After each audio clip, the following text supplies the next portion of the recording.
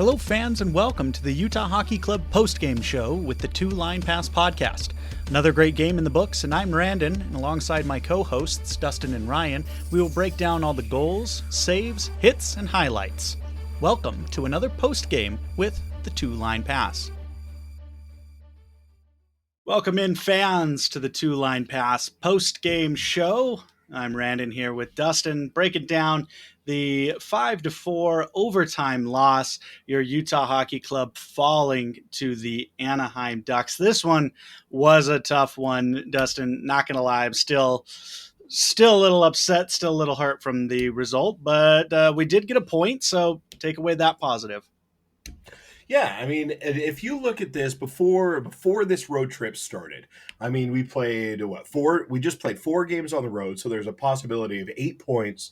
Utah locked up 5 of those potential 8 points. They only lost 3 points during this entire road swing.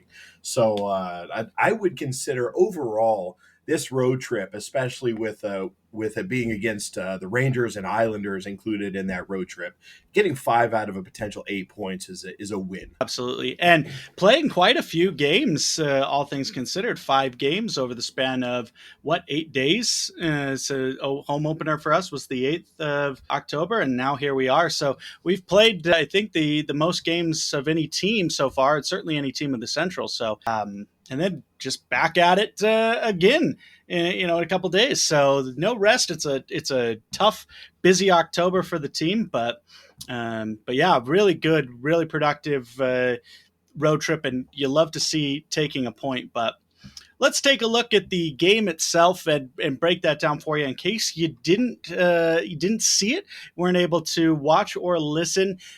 Anaheim gets on the board first. Troy Terry getting a goal about 5 minutes into the first period, but then Jack McBain about 5 minutes later. Now this one was funny because I actually thought Sergachev had scored again, and another tip-in stymied his goal, but no, this one was pretty much played just right to Jack McBain's stick and just a perfect tip-in. It does not get much better than that, and Utah ties it up. Through the legs too. Did you see the angle of that they had from behind the net? That was just a beautiful redirect right through his legs. It just thing of beauty.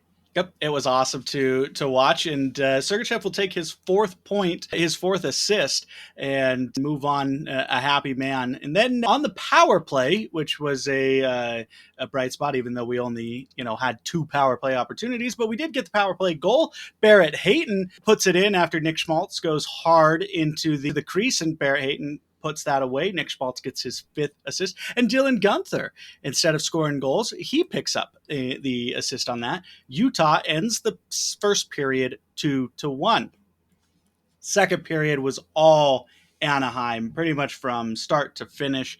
They didn't get on the board until 8 minutes in when Robbie Fabry puts it in to tie the game. And then about 8 minutes later, right before not right before, but a few minutes before the end of the second period, Pavel Mintyukov gets his first of 2 eventual goals, and Anaheim takes the lead 3-2 going into the third period. Into the third period we go, which was, I think, the most exciting period of the 3, and Utah starts it off 5 minutes in. Michael Kesselring gets his first goal, and actually the first goal of any defenseman on the team so far, and he knots it up at 3. And then 6 minutes later, Keaton Keller gets his 4th of the year. Schmaltz his 6th assist in a beautiful, this is the play we're going to be breaking down and seeing all year, with a beautiful 2-on-1. Schmaltz, perfect pass to Keller, and Keller with the amazing backhand into the net. Utah goes up 4-3. And then a fluky game-tying goal. They officially give it to Pavel Mintyukov, but Connor Ingram accidentally puts it in on himself, gets tied up under his legs, and he skates it in for the game-tying goal. It's pretty much the worst-case scenario for a game-tying goal, but alas, knotted up at 4, and to the extra frame we go, and just under a minute in, a unfortunate turnover by Nick Schmaltz, and Leo Carlson puts in the goal, and Utah goes away with the loss. But Very, very fun game to watch, but really unfortunate result because the 2 points was well within our grasp, and we only walk away with one. Yeah, and like we said, that the game tying goal was really depressing to see, just because it's not like it's not as if the defense got beat or as if Connor Ingram got beat. I mean, he made the save, and then the puck just kind of scoots its way inside of his pad, and as he's trying to like close his pads up to locate the puck, he just taps it in.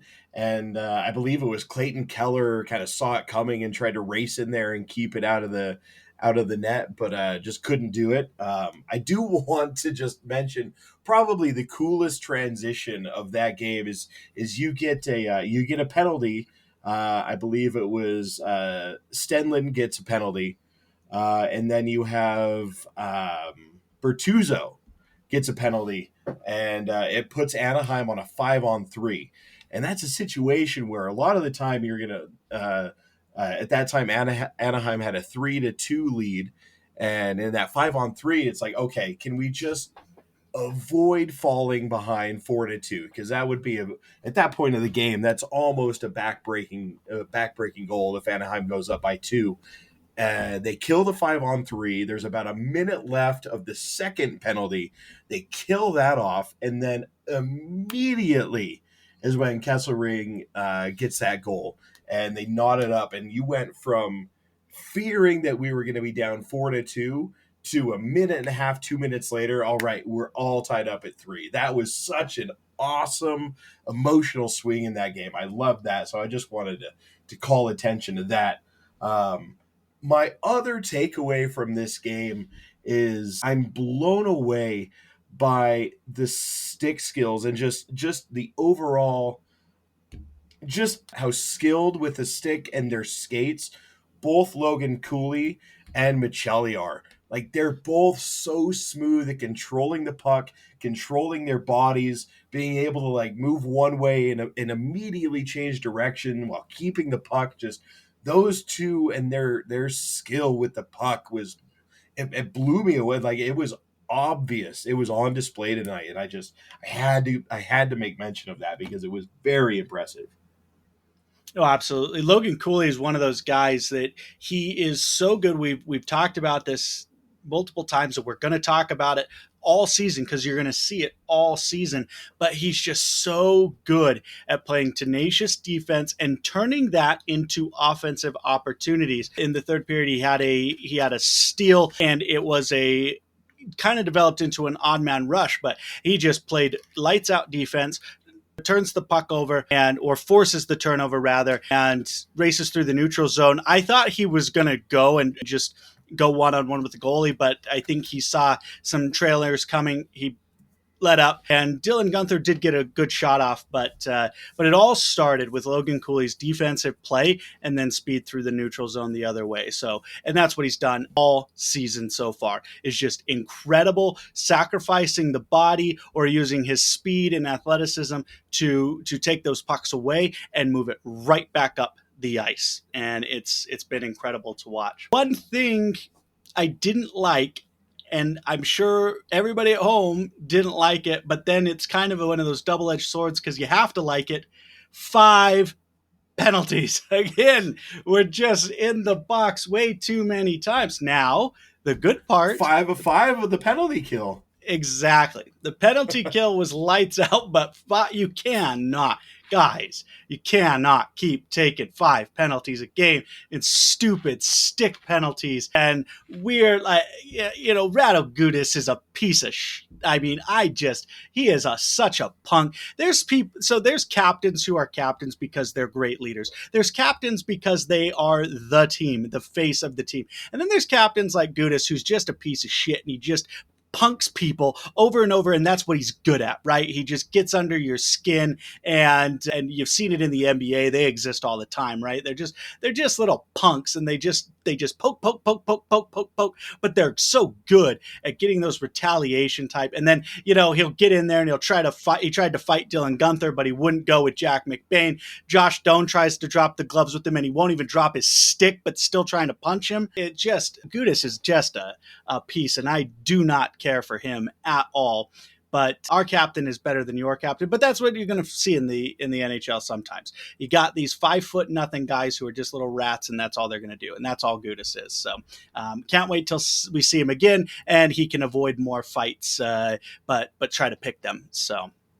Yeah, and I will like give a little bit of credit to the Utah Hockey Club. Just they were not as bad with the penalties tonight as they have been throughout the season, because one of those was McBain after Gudis like baits him into that, and they're both kind of like throwing little jabs at each other, but McBain lands the last one with like a left little jab, so they put McBain in the box for roughing, and just like that to me, like that's not a penalty. They're both just kind of drawn back, and they're both like throwing hands. They're not full on fighting, but they're giving like a little back and forth to each other. Like he's giving them the business a little bit, but they're doing it back and forth. They're both doing it. Like, don't just penalize. But then again, if you've watched Shoresy, if you retaliate, you go for two. That's the rule. So I guess there is a little bit of that. And then the other one, which I don't understand. Bertuzzo goes down on the ice to block a shot. And as he's down on the ice, I believe it was McTavish, skates into him and then steps on his leg and falls down. And somehow that's tripping on Bertuzzo. I didn't understand that penalty either. So that's two of the, what was it, 5 or 6 penalties that got called that I don't think were deserved. So I will give him a little bit. And there was only one stick penalty tonight, which has been kind of Utah's bugaboo this season so far. I believe only one, which was an early hooking call on Lawson Krause. So not as bad. They've made some improvements. I wasn't expecting them to clean it up completely in one game, but I did see a noticeable improvement in the discipline of the team, especially with their stick waving. This is true. They were not cosplaying as Wizards of Waverly Place this time, but still way too many penalties. And yeah, so the only thing about the Robert Bortuzzo tripping, which by the way, he got injured on the play, did not return. So a man with a blade on his foot stepped on his leg. So penalty on Bertuzzo. Anyways, I won't rant and rave about the rest for too much, because that can get a little old and annoying. Rant about the Zebras a little bit too much, but we could have gone on a little bit with it tonight. No, it was the only thing I could equate it to, that particular penalty, before we move on completely, is if you're Utah Jazz fans, you see this all the time in the NBA, and it's something that I've never understood, and I don't think I ever will understand it. But so in the NBA, you got the elite shooters, they pump fake, they get the defender up in the air off their feet, and then they jump into the defender and draw that. That's exactly what happened with the Robert Bortuzzo tripping play. McTavish got him to go down, and then McTavish tripped over him. Bortuzzo didn't trip McTavish. McTavish tripped over Bortuzzo, but it is what it is. And I did find it extremely rich, though, that for the discrepancy in penalties for Anaheim, the Anaheim fans still twice found ways to chant "Ref, you suck." That's why Utah, please don't do that, because it's very rare that the ref actually is sucking, and sometimes it's deserved. But in this case, you see twice Anaheim fans called it, which just they looked dumb. They looked dumb. Yeah. But yeah, and the second one of those was Schmaltz going to a puck, and I don't remember which skater it was for Anaheim, but sort of like dropped his own face into Schmaltz's shoulder, and then like the flop of the century onto the ice and stays down. Just, it is not Anaheim. Just a friendly note. It is not a penalty on Schmaltz if your skater decides to attack Schmaltz's shoulder with his own face. It's not a penalty on Schmaltz. So I'm surprised. I was actually looking to see because he had his gloves like this, and I actually wanted to see him peek out, like is the ref looking? Is the ref looking? Oh, is the ref looking? Is the ref looking? Oh, like, and then so he didn't get the penalty, and then of course when they realize it's just like a soccer player, right? Oh, no yellow card. Oh, I'm magically healed, right? He skates to the bench, but so hit the ice, act hurt, get indignant. Apparently is the Anaheim motto, but overall, I mean, it's another exciting game, right? We take it to overtime, we get the point, high scoring affair. Too high scoring again, so many times. Connor Ingram just gets left out to dry, time and time again. He's making some incredible saves. He's, making some mistakes that aren't real, like that fluke goal. You can't, he tried to put his glove back there, but that's you're going to happen. And that's just weird this early in it. So through 5 games, 2 really fluky goals. And I'm not sure. I think the off the boards was probably more fluky, but either way, again, I'm happy with the way Connor Ingram is playing. I would like him to tighten it up. I think that he's keeping us in games a little too much heart palpitations. I would rather him, lights out, keep us in games, or keep it maybe a 0-0 type 1-1 affair, and not a we need 6 goals to win type thing. So hopefully Yeah. Connor tightens it up just a little bit there.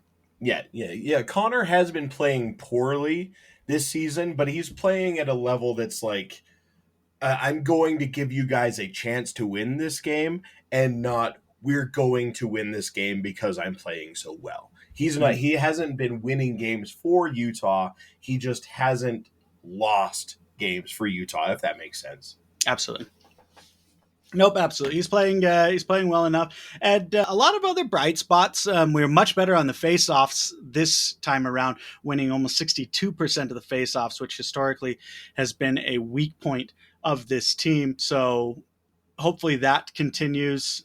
We got out hit again, which is pretty much going to be a common occurrence. But block shots, still a lot of block shots, a lot of takeaways, and for the first time this season, less giveaways. Anaheim had more giveaways than Utah, so pretty excited about that. Now, still 19 though is still quite a few more giveaways than we would like to see. But again, early season, we'll continue to get into a rhythm. And unfortunately, the one giveaway that really mattered was the one that gave the puck away for the game winner. So, but overall, they come back. They're at home on Saturday against Boston, and it will be good to be back in the Delta Center. I'll tell you that much. The fans should be on their feet. They should be loud, giving this team a boost.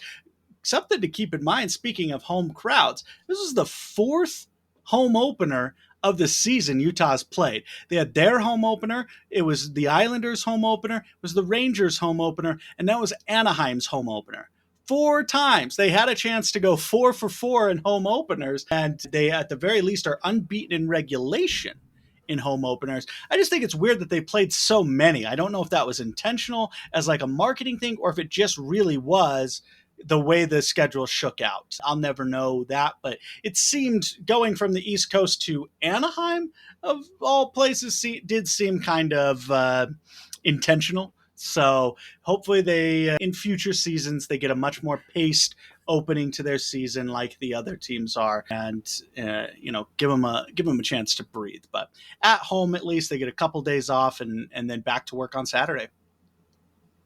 Yeah, this was Utah's 5th game. I believe this was only Anaheim's 3rd of the season. I don't think that's going to play too much into it. These guys are well-conditioned athletes, and you're only, like I said, you're only 5 games into the season, so I don't think one team is going to be more tired than the other. Like you hear about sometimes in playoff sports where one team sweeps and the other one goes to 7 games, and so they're going to be starting their next series on 2 games of rest while the other one's on a week of rest. So I don't think that's going to factor in too much at this point of the season. But yeah, the schedule makers definitely did not do Utah any favors with so many games early on, and 4 of them being on the road. Mm-hmm. No, not too many favors done at all, but still second in the division. Of course, we have 2 games in hand on many of the other teams in the division, but Dallas has played 4 games and only a point ahead of Utah, so that's pretty good. I mean, Utah's still right in the thick of things, and after a very tough road trip, right where you want to see them. Right, we are Yeah. pretty excited about the outcome of some of those. Obviously, the Rangers game. So, if we can steal one from Boston, that would put us right exactly where we thought we'd be for the season, or for the up to that point in this season. But any other takeaways you have from this game, or things you want to look forward to? No, not from this game. That really the only thing that I was blown away which I already mentioned, is the skill of a couple of guys that we have that just that they look so pretty handling the puck. And I did notice throughout the game that there were a few, especially with that late dive, take the dive, get indignant, and then the first goal, which I believe, or the goal that was scored by McBain, was one where Schmaltz had the ball sort of along the line and sort of pushed the issue, and put the puck right in front, and then McBain cleaned up the garbage, just like Gordon Bombay taught his Mighty Ducks. So I thought fitting, in a game against the Mighty Ducks, we had a couple of callbacks to the Mighty Ducks movie. So I Mm-hmm. like that. It's all working internally, the branding, the marketing, it all revolutions, But really, it's important to remember that we did get the point from the overtime loss. One thing, speaking of marketing, kind of funny. I don't know if anybody else noticed this. I don't know if how the digital boards work in terms of who gets to play their ads, but up until this point, Utah has been able to run Utah ads on opponents' digital boards. This game did not happen. They ran Anaheim's digital ads on Anaheim's board, except for the glass. Utah still was able to put Utah ads on the glass, but did not have Utah ads on the digital board. So I'm sure there's some sort of contract or something that goes on in that. But I just thought it was interesting because up until that point, I was expecting Utah ads even in the opponent's building, which I thought was strange. But modern world, digital ads are the future, and at least they aren't. When they first launched, they made me sick. I'm not afraid to admit it. I don't know if it was motion sickness or what, but something about them just set me off, and I had a hard time watching games. But so far, it's been pretty good, and I'm pretty happy. Yeah, the superimposing of the ads along the boards, it threw me off once I finally realized what was going on, because like I was watching, I was like, how do they have these electronic ads on the boards? Like, have they really perfected, like, protected? They have like a layer of protection in front of the electronics to make that happen. And then there were a couple of cutaways where it showed the boards and it has that ad, and then it cuts to a different camera angle, and they're not imposing those ads over it. It has the actual ads, and it has the marks from players crashing into it and pucks hitting it. I'm like, okay, it's getting overlaid. That makes Mm-hmm. sense. Like they've started doing that in the NBA. They overlay some of those ads on the court. But I this is totally random, but I really miss in the NBA how, like, at the scorers table they have those electronic ads. Back in the day, like, they had like 3 or 4 ads that were on like a conveyor belt. And so, like, you'd have an ad, and then you could see it on TV, like, roll to the next one. Is like, you've got one for Jiffy Lube, and then, whoom, okay, there's a Mountain America ad. And, like, I miss seeing those roll through. I wish whoever puts those together, if you're running the electronic ads on the scorers table at Utah Jazz games, just animate that roll into it and make me feel like I'm back in my childhood. Do that for me, and I'll continue podcasting for the hockey club. Man, I tell you, whoever invented that little turntable ad probably was like, boys, let me tell you, I got something for you here. I mean, it was pretty cool, and it just is like this slow, clunky thing. But I'm Just with go, you. go, I go. loved watching it. Yep. Absolutely. So it's like one of those old school shutter ads that like it flips individually as it goes. The Delta Yep. Center had a few of those as well. So But yeah, so we'll see more of that, more intricacies of the advertising both home and away. But once again, the Utah Hockey Club falling to the Anaheim Mighty Ducks 5-4 in overtime. We pick up the point.